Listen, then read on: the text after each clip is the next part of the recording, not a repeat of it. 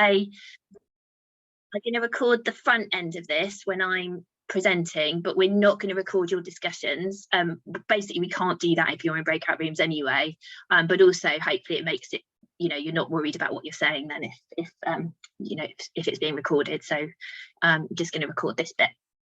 Okay, so just to introduce, if you haven't come across us before, the Planning Advisory Service, we sit within the Local Government Association, and we basically help local authorities we're funded to help local authorities with planning issues, and that can be introductions of new policy, also getting local plans over the line, development management. We also do reviews of planning services for as commercial work. This year, for example, we've got this Biodiversity Net Gain project, which is funded by Defra, but we're also doing some work. Most of our funding comes through DLUC, and we're doing work on, for example, design codes, free ports and city centres. So we do a range of different aspects. Okay, so that's us, and let's get started with today then. So what we're going to cover. So I'm going to give a quick introduction to the topic as in the Biodiversity Net Gain Consultation. So we are assuming some familiarity with that consultation, but I'll just sort of draw out a few key points that I think you guys might want to be aware of as local authorities. We're going to have two discussion sessions. So one's going to be focused around habitat management and monitoring, and the other's going to be around the scrutiny and enforcement side. We're going to have a little short comfort break in the middle, and then we'll just come back together to sum up, and we will definitely finish by 4 p.m. Okay, so this is in the consultation document. I'm not expecting you to read all the detail on here, but this is basically the proposed process for town and country planning act development. And what I wanted to flag is what we're talking about is right at the bottom of this process. So we've got a session tomorrow, we've got a kind of deep dive session on the process as a whole, but this is very much about that. You've already, it's post-planning permission and after the biodiversity game plan is submitted and approved. So that's the stage we're talking about. We're talking about that stage after everything is in place. What happens next? Yeah, and if you this diagram comes straight out of the consultation document, so you can find that in there if you want to look at it in more detail. Okay, so I've just lifted out what the consultation document says about this topic.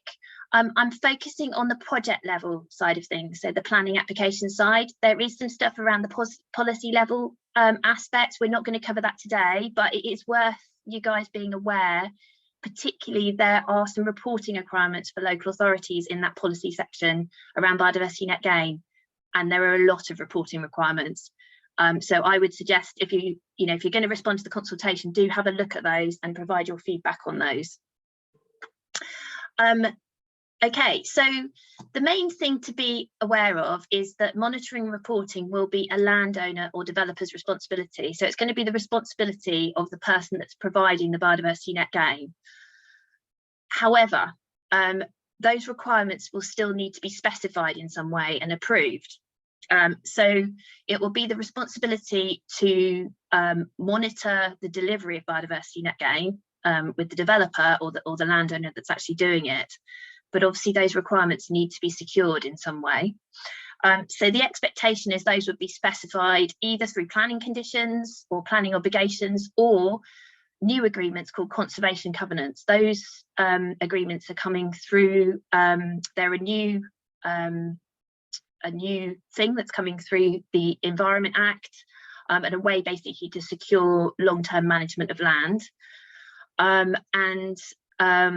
Yeah, so what will be required is that management and monitoring will be secured for 30 years.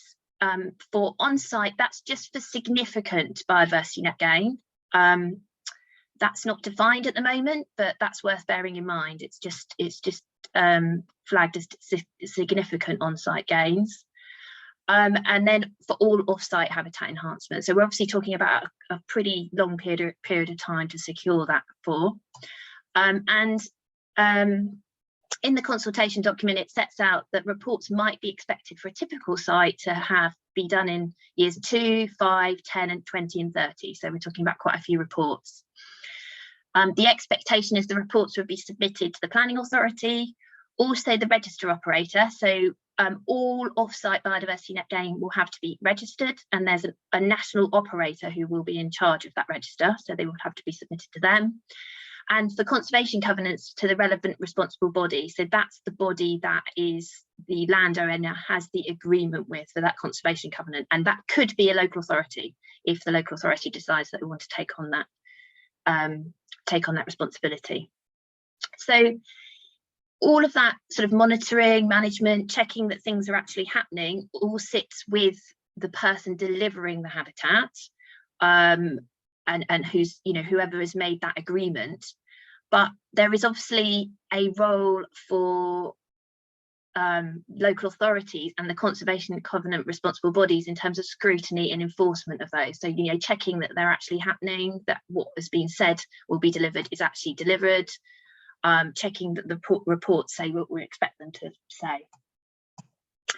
So that's what we know from the consultation document. There's also some stuff around, how are we going to make this work? And I guess the really important thing here is that Defra, this is a consultation document, Defra want feedback on this. They want to understand how it's going to work best, and they want to get your views. So there are various proposals set out in here, and they're really keen to hear your views on how that might work and what might be helpful. So there is there's a proposal for a standardized process for habitat management and monitoring, and Natural England are producing habitat management and monitoring plan templates, which will be available should they wish to be used. At the moment, the plan is that those would be optional, but again, open to feedback on that. There's also a plan to produce guidance on monitoring, and that would set out some sort of key aspects that monitoring would need to deliver, but it also allows some room for flexibility and discretion, recognising that one size doesn't fit all with this kind of thing. There's also consideration being given to guidance that changes to existing guidance to support biodiversity net gain enforcement, recognising that this is a bit of a different kettle of fish to what goes on at the moment.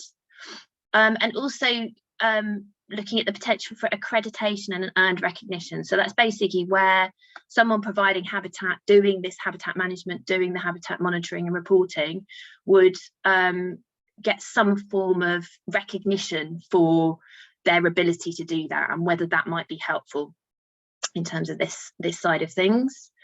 In the consultation, Defra recognised the importance of capacity and transparency. So in terms of transparency, it's having some really clear processes in place around the biodiversity gain plan and the site register, for example. So those will be standardised across the board. In terms of capacity, the recognition of the real need for funding for local authorities. We don't know about future new burdens funding, but we do know that there's some funding out there right now for local authorities that's been offered by the end of the year. If you haven't heard about that, please do.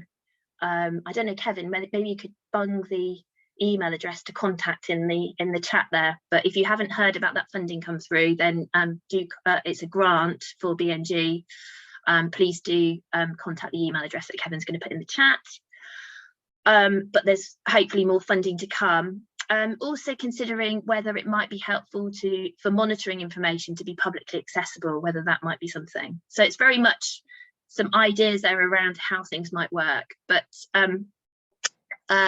that's all I'm going to say really on the consultation.